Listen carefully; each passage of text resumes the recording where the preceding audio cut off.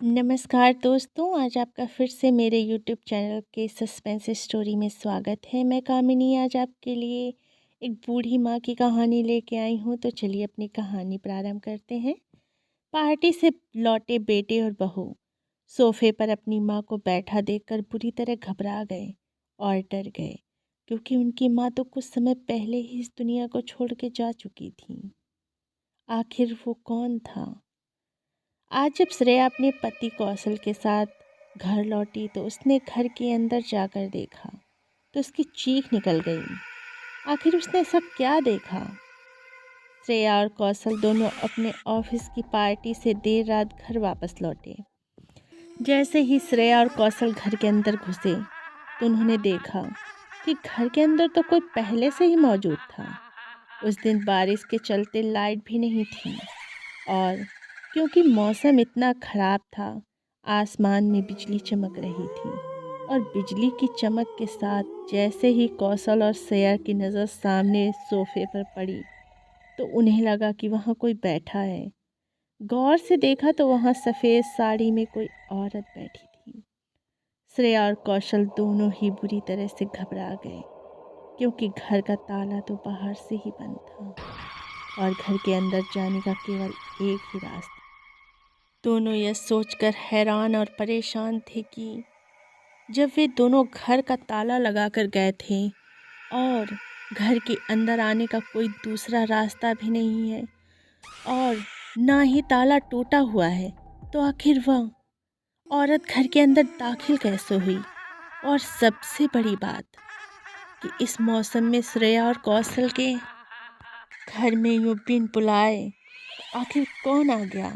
यही सोचकर दोनों की तो हालत ख़राब हो रही थी, क्योंकि एक तो वे दोनों अभी अपने ऑफिस में अरेंज हुई हैलोवीन पार्टी से घर लौटे थे, जिसमें सभी लोग भूत का वेश बनाकर आए हुए थे और वहाँ का माहौल भी ऐसा ही बना हुआ था। तो एक तो श्रेया और कौशल वैसे ही बहुत डरे थे, ऐसे में उनके घर में यूँ अचानक किसी का दिखना तो यह देखकर तो वे दोनों और ज़्यादा डर गए।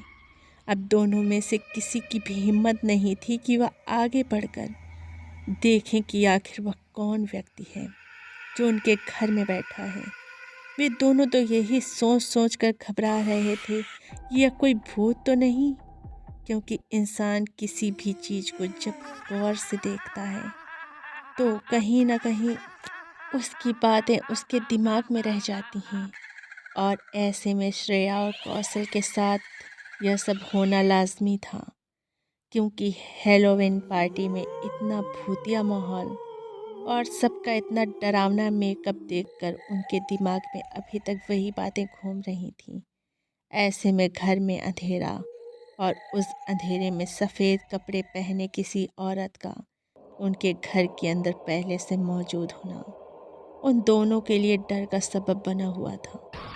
दोनों में से किसी की हिम्मत नहीं हुई कि वह आगे बढ़कर देख लें। कौशल और श्रेया दोनों ही एक दूसरे से चिपके जा रहे थे। डर के कारण दोनों की हालत खराब हो रही थी। फिर हिम्मत करके कौशल ने कहा, श्रेया, मैं देख कर आता हूँ ये कौन है और हमारे घर में क्या कर रही है। कौशल डरता हुआ आगे बढ़ने लगा कि तभी पीछे से श्रेया ने उसे डरते हुए कहा, वापस आओ और मत जाओ। कौशल, तुम यहीं खड़े रहो। अगर कोई इंसान होता तो दरवाजे से ही अंदर आता ना, और अगर दरवाजे के बिना चाबी के कोई भी इंसान अंदर आएगा तो उसे या तो ताला तोड़ना पड़ेगा या फिर दरवाज़ा तोड़ना पड़ेगा। पर देखो तो सही, ना तो दरवाज़ा टूटा है और ना ही ताला टूटा है। इसका मतलब कि यह औरत जो यहाँ बैठी है वो कोई मामूली इंसान नहीं है। या तो ये कोई बहुत बड़ी जादूगर है या फिर कोई भूतनी। डरते डरते दोनों आगे बढ़ रहे थे, पर जैसे ही वे दोनों सोफे पर बैठी हुई उस औरत के पास पहुंचे, उसे देखकर दोनों के मुंह से चीख निकल गई। और तभी वो दोनों चिल्लाते हुए बोले, नहीं नहीं, ऐसा नहीं हो सकता। आप जिंदा कैसे हो सकती हैं? आप तो मर चुकी हैं। आप जिंदा कैसे हो सकती हैं? आपका तो हमने अपने हाथों से अंतिम संस्कार किया है। पीछे हटते हुए कौशल ने कहा, दरअसल वह बूढ़ी औरत जो श्रेया और कौशल को सोफे पर बैठी हुई दिखी थी, वह कोई और नहीं बल्कि कौशल की माँ थी, श्यामा जी, जिनकी मृत्यु अभी 2 महीने पहले एक दुर्घटना में हो गई थी। दरअसल वे अपनी बहू के साथ कहीं घूमने जा रही थी कि तभी कार के ब्रेक फेल हो गए और श्यामा जी श्रेया को धक्का देकर नीचे गिर गईं और काई खाई में जा गिरी, जिससे श्यामा जी की मौत हो गई। यह वह सच था जो श्रेया ने कौशल को और बाकी सभी लोगों को बताया था, लेकिन असली सच्चाई तो कुछ और ही थी, जिसके बारे में किसी ने सोचा भी नहीं था।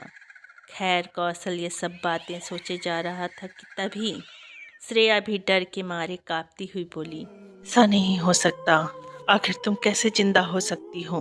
कि तभी जब दोबारा बिजली चमकी तो दोनों ने देखा कि उस सोफे पर कोई नहीं था। यह सब देखकर दोनों बहुत घबरा गए और अचानक ही बिजली चमकी तो दोबारा वह औरत वहीं पर बैठी थी, जिसे देखते ही श्रेया चिल्लाने लगी, तुम जिंदा नहीं हो सकती, तुम कैसे जिंदा हो सकती हो, मैंने तो तुम्हें अपने हाथों से मारा था, पर एक बार करने के बाद कोई वापस नहीं आता। यह सब हमारा वहम है, ऐसा नहीं हो सकता तो कि तुम वापस आ जाओ।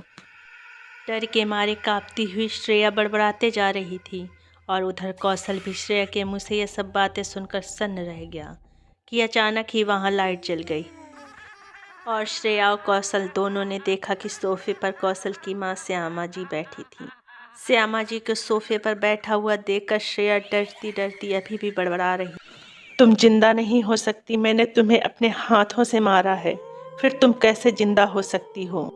कि तभी श्रेया के कमरे से एक औरत नीचे उतर कर आई और ऐसे ही एक आदमी किचन से बाहर आया और एक वहीं ड्राइंग टेबल के नीचे छुपा हुआ था।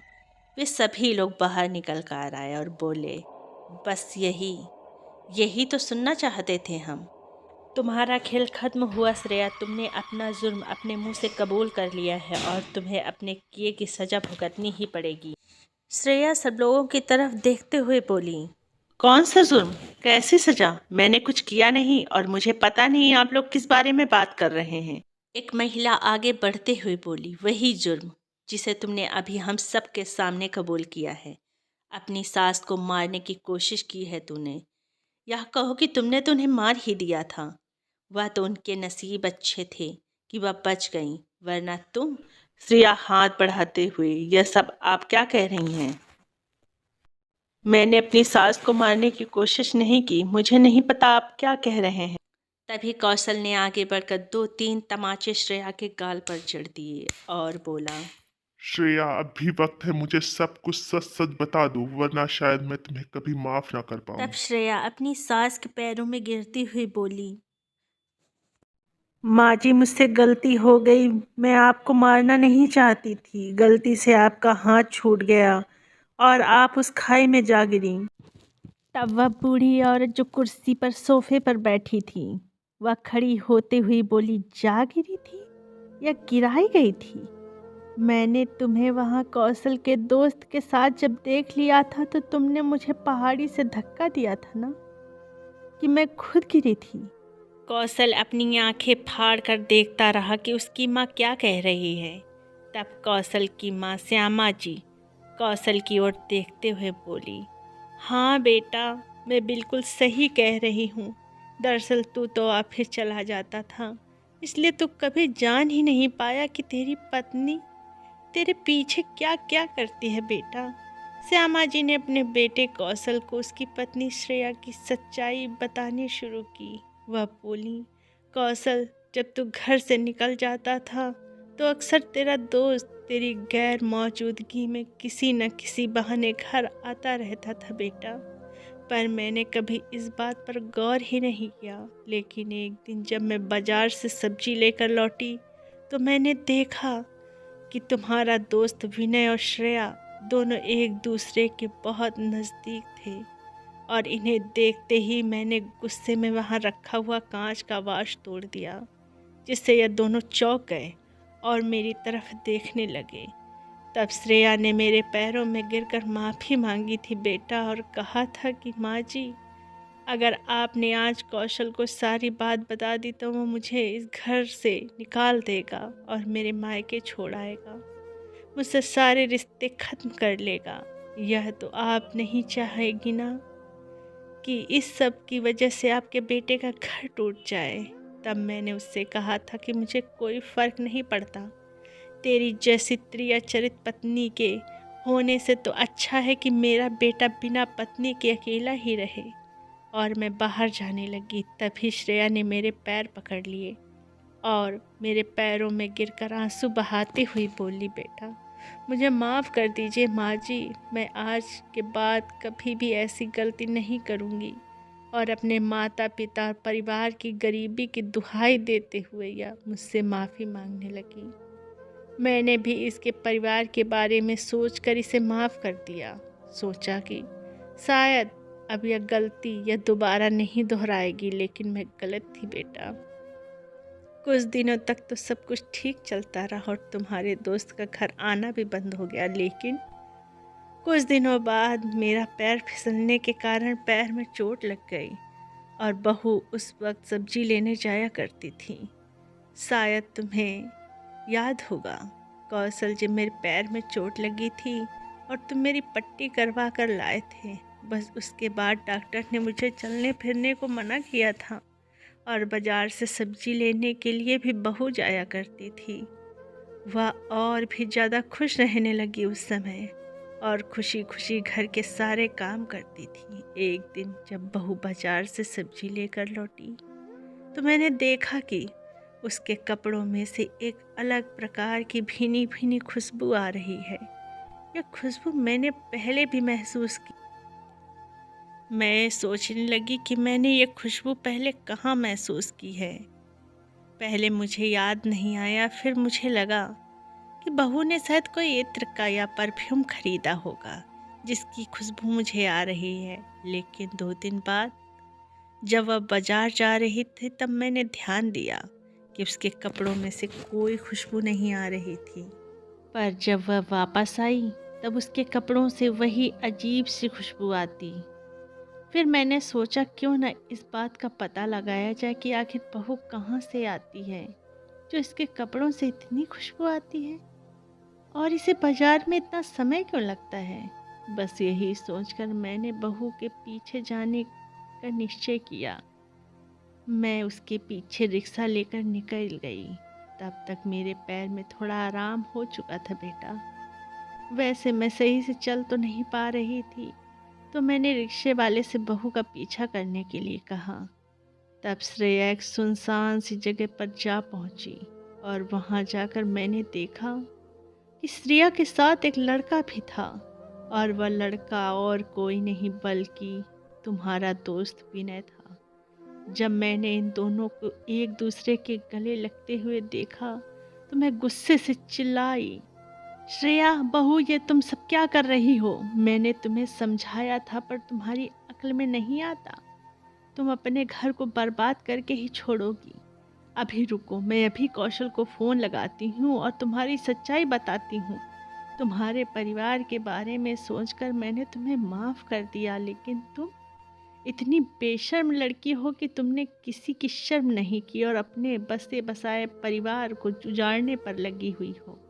तुम्हारे जैसी बेवकूफ़ लड़की तो शायद ही कोई और होगी। खैर, मुझे जितना समझाना था मैंने तुम्हें समझा दिया, पर इन सब बातों का कोई फ़ायदा नहीं। तुम्हें तुम्हारे किए कर्मों की सज़ा तो भुगतनी ही पड़ेगी।